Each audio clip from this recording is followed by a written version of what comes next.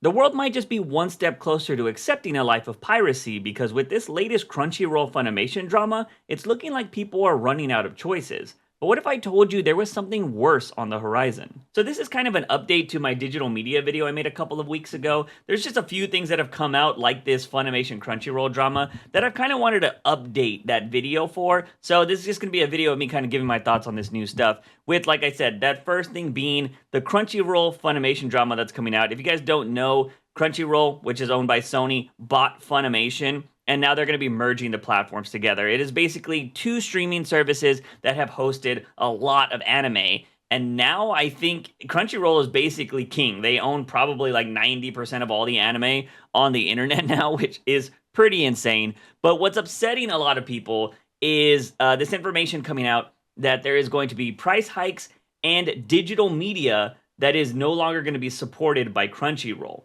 So this is a quote from a Forbes article. "We understand that you may have concerns about your digital copies from Funimation. Please note that Crunchyroll does not currently support Funimation digital copies, which means that access to previously available digital copies will not be supported." So obviously people are pretty pissed about that because they actually bought content on Funimation and it's no longer going to be supported on Crunchyroll, so that shit's just going to disappear. And this is what I talked about in my digital media video on how you'll actually never really own your digital media, and is it best, like, is the convenience worth it over the idea of never owning it? And that's why there's a lot of proponents of, buy physical media, all that kind of jazz. We'll get more into that in a little bit.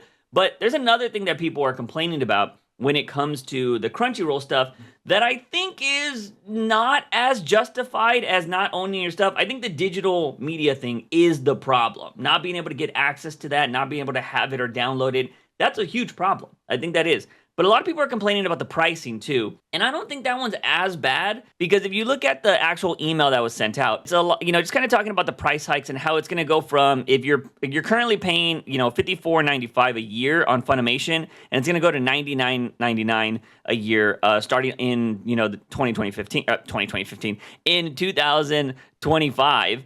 And so a lot of people are extremely upset about that because it's basically doubling their stuff. And they're like, oh my God, they're raising their prices. That's what I kept hearing, is Crunchyroll is raising their prices. And that's just not really factually true. Because if you come over to Funimation's actual prices, you'll see that they have three tiers. They have a $7.99 a month tier, they have a mega fan tier, which is $9.99, and then they have the ultimate fan tier, which is $14.99. Now, I did want to find out what was the pricing for Funimation because everybody's making such a big deal about it. And obviously, you can't go to Funimation right now and try to, get a subscription because it just pushes you to Crunchyroll. But I did find this article from What Nerd a long time ago that was comparing Crunchyroll to Funimation. This was posted in 2019. And if you come all the way down to the article, you will actually see that the Funimation prices are, they're pretty much identical to Crunchyroll. They just don't have the $14.99 plan that gives you a bunch of other options, but they have the $7.99 plan, which is the lowest plan for Crunchyroll. Now, granted, I think that's, Mega Fan for Crunchyroll, where this was the Premium Plus. They don't have everything listed here on what you would actually get. But, it's pretty much the same pricing. They're just being migrated to Crunchyroll's pricing. So if you were a Crunchyroll subscriber before, which I am, I have my Crunchyroll right here. I pay for the $70.99 one. And if you actually do that times 12, it comes out to the $99 a year plan. So I think the only people that have a right to complain, I guess, are the people that are losing the $5.99 tier. But from my knowledge, Funimation didn't have the same amount of anime that Crunchyroll had, so you're actually getting way more anime. Because unless I'm completely wrong about this, and I could be, let me know in the comments.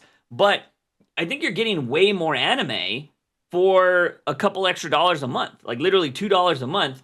You're getting way more anime, more access to more anime. I'm sure they're going to be merging all the content if it's not already merged. I don't pay attention to that. I use Crunchyroll sporadically. I use it when I'm walking on my treadmill and I'm just watching one episode of anime at a time. That's how I watch my anime. I'm not a hardcore watch everything in, a day kind of person.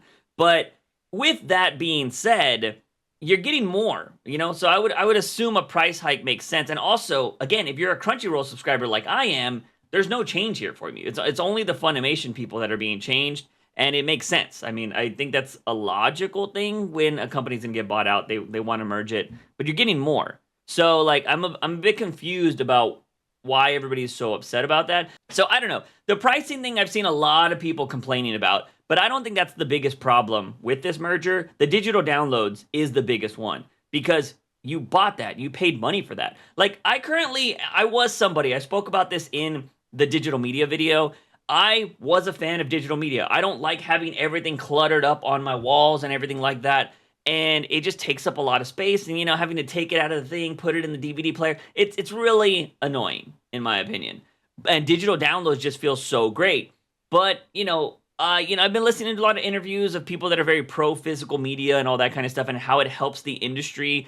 And I'm just like, oh man, I never really thought about it that way. Because, Christopher Nolan said that to experience his thing, like his movies, like in the purest way possible, you want to buy like a Blu-ray or something like that because there's less compression and all this kind of jazz, all the scientific terms when it comes to physical media that they're able to do things with. Where when you're streaming, to make it accessible, not buffer and all that kind of jazz, they have to compress it a little bit more. It's just not as clear. Another person that I saw talking a lot about the importance of physical media was, oh my God, is Matt Damon. I think he was like on Hot Ones talking about how that's the reason why we only see blockbuster movies now. We don't see a lot of these cool artsy fartsy movies that Matt Damon used to be in back in the day, because all the way they made profit was through physical media, but now because the streaming services are here, they don't have that money on the back end that they can count on, so now they can only do blockbuster movies. And I'm going to touch on this a little bit more in the future in this video, at the end of this video, because there's, I think, something a lot more concerning that people need to worry about.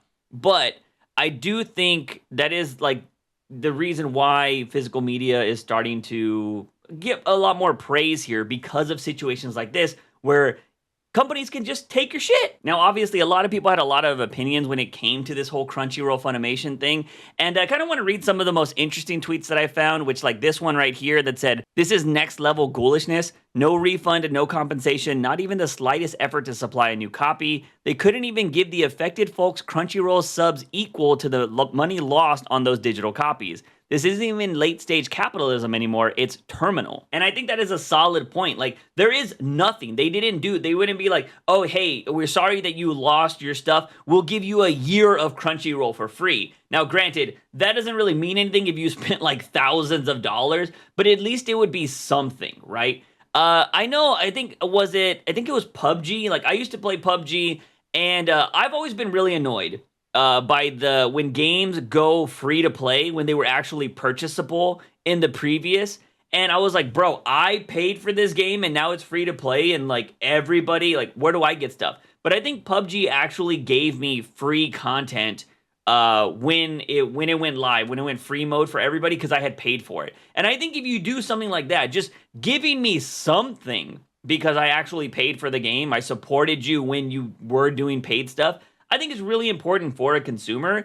And to see that Crunchyroll didn't even do. Here's the thing, Crunchyroll also has a store. So you could have been like, hey, we're sorry that you're not going to have your digital copies, but we will give you X amount of money to spend in our digital, like in our store. So like they can buy figures or shirts or whatever. It's something. But I agree with the comment that it is next level ghoulishness for nothing. You get nothing. A lot of people had comments like this that said it should be illegal. We need a law that states that if the words like purchase, buy, etc. are used, any removal of access to purchased content requires a full refund. Again, getting something back. If you paid money for digital content, you should be able to get a refund on that. And I think that's been a big problem for a lot of people. Like, I know a lot of people, like some games that you buy, if you pay for it and it's like complete, utter garbage, you're just stuck with it.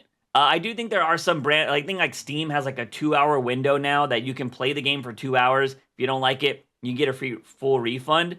I don't think PlayStation Store has anything like that. I did recently refund a pre-ordered game, so I know you can do that. As long as you haven't downloaded the game or done any downloadables from the game and you pre-ordered it and the date hasn't passed, you can actually get a refund on that. But if you actually buy the game and just think it sucks, you can't get a refund on that. I was trying to find this tweet I actually saw on this subject. I can't find it for the life of me, but it was somebody saying something along the lines that if purchasing digital media doesn't mean ownership, then piracy shouldn't mean theft. And I thought that was an intriguing argument to make because it's true. If I'm paying money to actually buy something but I don't own it, then how is, like, if I pirate something, how is that considered theft? I mean, y'all are literally, I'm paying for something, you're taking it back from me. You know what I mean? I feel like you're stealing from me now.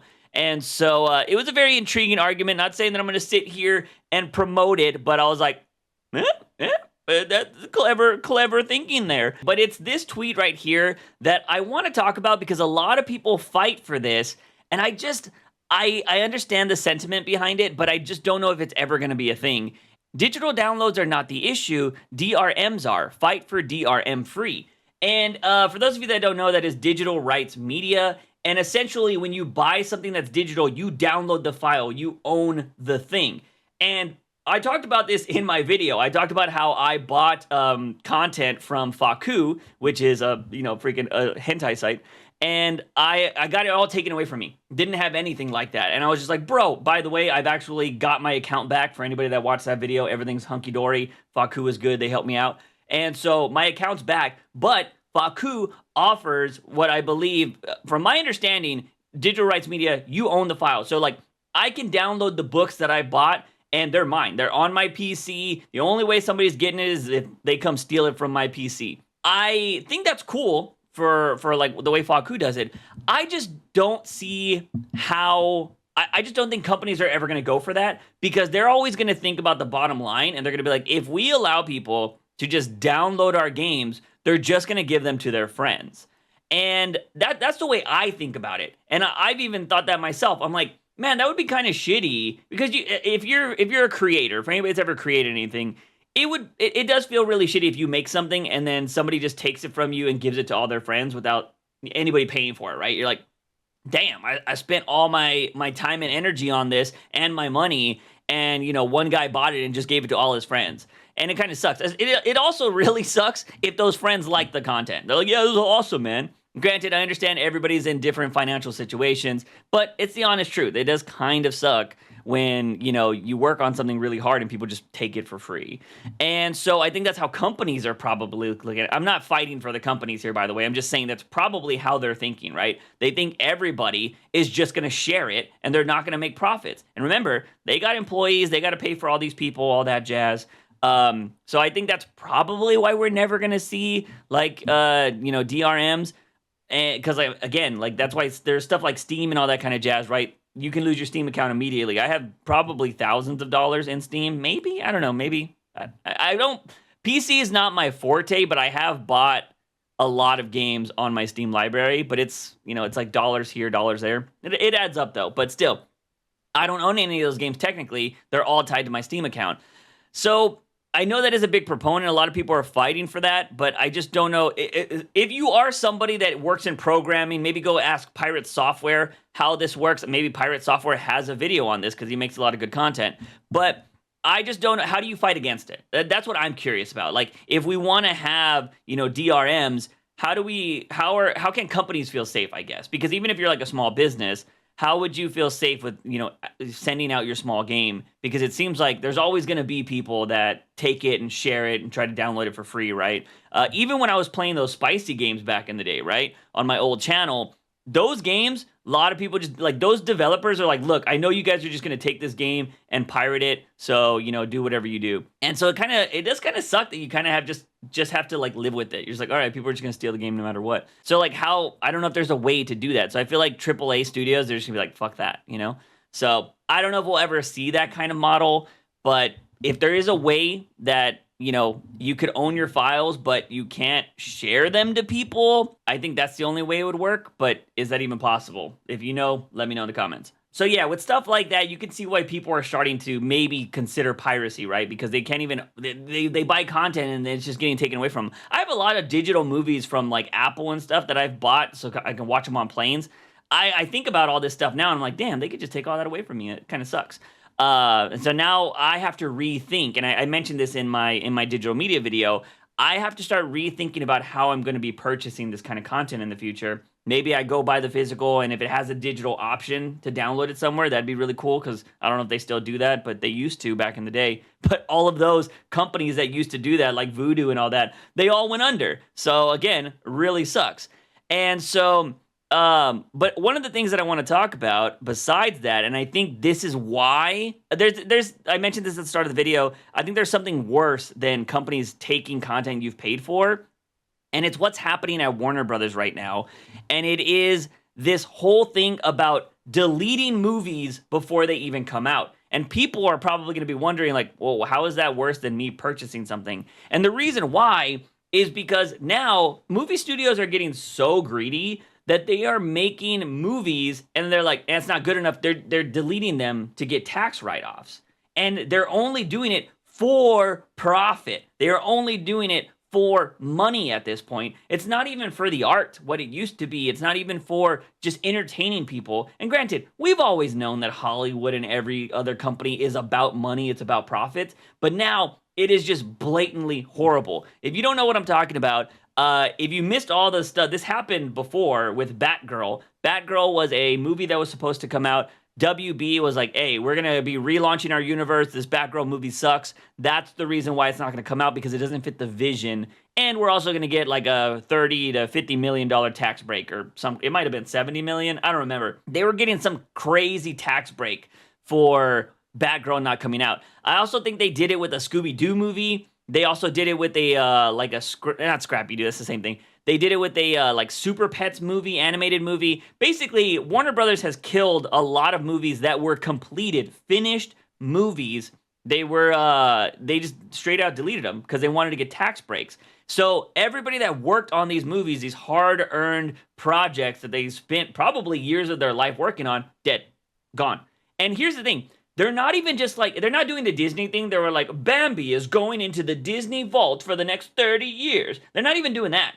These videos are getting flat out deleted, gone from existence, you know? And so it sucks. It's not like we're going to be able to see them in the future. No, it's just flat out gone because of these tax breaks. Now, I do think the Super Pets or whatever one that got deleted got leaked onto the internet, so that is free for people to go watch.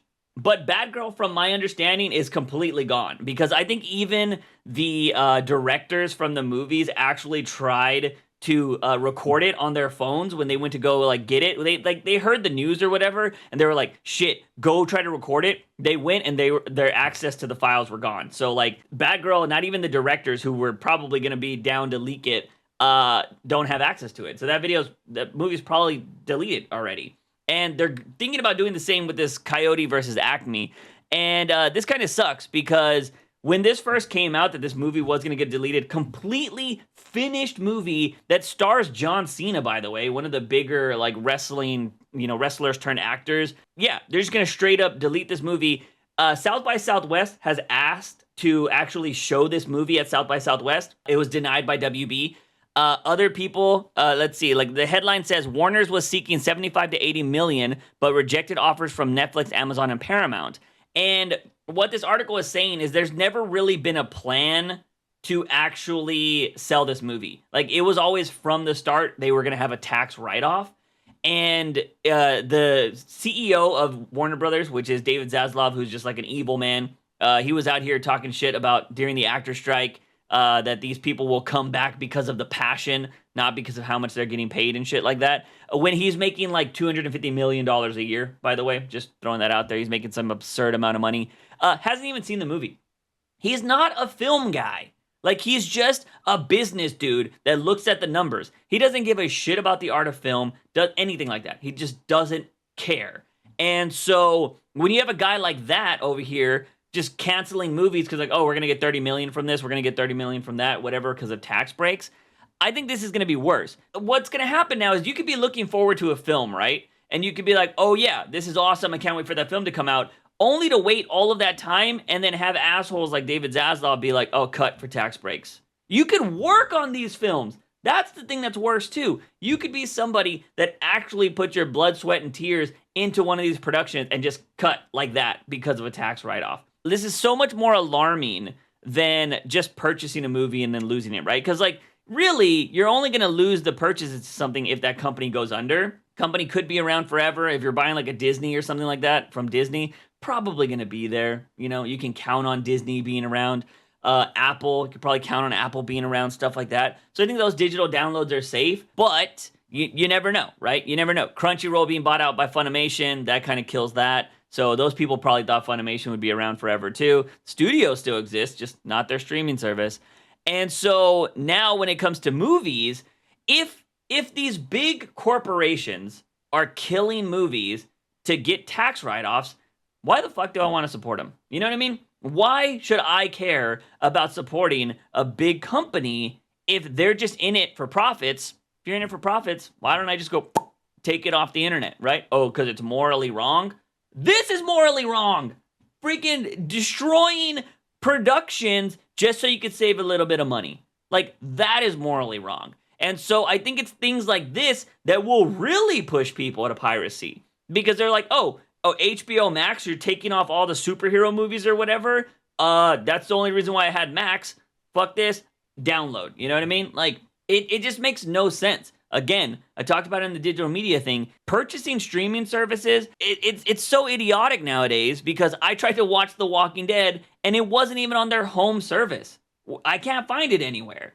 And so I get it. I don't condone piracy, but I get it. You know what I mean? Because it's just getting ridiculous at this point to try to, like, you can't own it, but just to watch it, just to watch something, it's getting ridiculous. I could only be, I don't know, man. I don't know how anybody that worked on Coyote versus Acme would ever want to work with Warner Brothers again. And that was the thing. Apparently, the only reason for this charade, because that's what it is, was this movie was already picked to get tax write-off. Like, we were going to kill it. And then a lot of people that were working with Warner Brothers were like, we don't want to take meetings anymore because that could happen to our movies. And then Warner Brothers was like, whoa, chill. Look, we're going to shop the movie around. And nobody's bought it. Like, they have not sold it to anybody yet. I think it's because they've always had the idea they were going to kill this movie for a tax write-off. So I think shit like this is going to be a lot worse in the future. I could have sworn there was other studios that did this as well after Warner Brothers did the Batgirl situation, but I couldn't find evidence of that. So I'm going to say it's only a WB problem right now.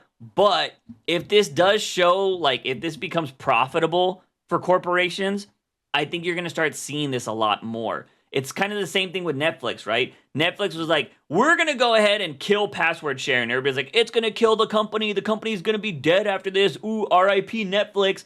They made the most money they ever had, or they got like a crazy increase of revenue because they did that. And every other company is like, oh, okay, so people are still going to pay for our stuff when we make bad decisions. Okay. And I think Disney's doing that now. Disney's killing password sharing. I don't know what other streaming service would even be worth that would care, because I'm really, like, honestly, I can understand Netflix and Disney because those are probably the two most popular ones. But yeah, pretty crazy stuff. And that's kind of all I got to say on this. I think the digital landscape is insane because digital was the future, right? Digital is the future, man. But coming back around, I think people are realizing, like, oh, companies can just screw us over like that? I mean, I love the convenience of digital media, but it sucks that I'll never own it. And that's a realization I think a lot of people are starting to wake up to. And we'll see what happens. We'll see if there's going to be a new Rise, if there's going to be a new LimeWire, a new Napster, all this kind of stuff.